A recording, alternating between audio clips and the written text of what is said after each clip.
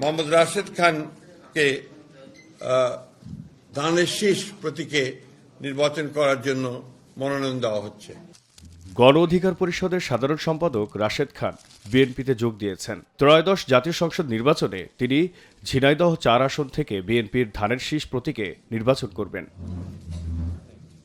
গণ অধিকার পরিষদের ঘনিষ্ঠ সূত্র জানিয়েছে, যুগপৎ আন্দোলনে থাকা শরিকদের সঙ্গে আসন সমঝোতার অংশ হিসেবে রাশেদ খানকে ঝিনাইদহ ৪ আসন থেকে ছাড়তে হয়। বর্তমান রাজনৈতিক বাস্তবতায় গণ অধিকার পরিষদের ট্রাক প্রতীকে নির্বাচন করলে জয়ের সম্ভাবনা কম, তাই ধানের শীষ প্রতীকে নির্বাচনে অংশ নেওয়ার সিদ্ধান্ত নিয়েছেন তিনি।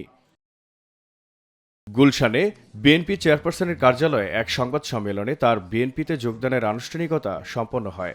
এরপর রাশেদ খান বলেন, বাংলাদেশ জাতীয়তাবাদী দল গণমানুষের অধিকার প্রতিষ্ঠায় লড়াই সংগ্রাম করছে এবং শহীদ প্রেসিডেন্ট জিয়াউর রহমান, যাকে আমি নিজের আদর্শ হিসেবে মনে করি, বিএনপি সমঝোতার মাধ্যমে শরিকদের ২৮টি আসন ছাড়ছে।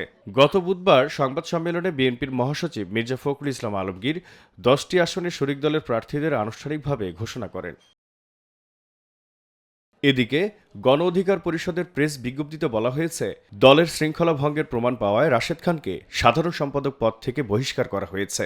দলের উচ্চতর পরিষদ এবং নির্বাহী পরিষদের বৈঠকে নতুন সাধারণ সম্পাদক নিয়োগের বিষয়ে সিদ্ধান্ত নেওয়া হবে। জহিরুল ইসলাম, নিরপেক্ষ।